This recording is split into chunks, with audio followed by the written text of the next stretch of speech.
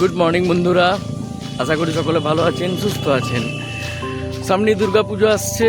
এই সময় একটা ক্রেজ পড়ে, বিশেষ করে ইয়াং জেনারেশনের মধ্যে দেখা যায় যে পুজোর আগে বডিকে ফিট করতে হবে। তার জন্য তারা জিম যায় এবং ভিগোরাস এক্সারসাইজ করে, বা অনেকে অনেক কিছুই করে, ছোটাছুটি ইত্যাদি করে। তো এখন কথা হচ্ছে, এক্সারসাইজের 3টে রুল অবশ্যই মেনে চলবেন। নাম্বার 1, এক্সারসাইজের ভিগোরাস যে কোনো এক্সারসাইজের আগে বডিকে ওয়ার্ম আপ করতে হয়। নাম্বার 2, ভিগোরাস যে কোনো এক্সারসাইজের পরে বডিকে কুল ডাউন করতে হয়।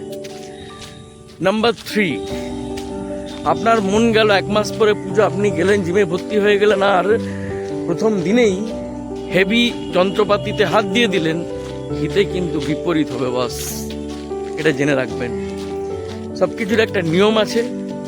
বডি আপনার এতদিন 11 মাস স্টিফ ছিল, মাসলস ইত্যাদি সমস্ত স্টিফ ছিল, হঠাৎ করে তাকে ফ্লেক্সিবল করতে আপনি পারবেন না।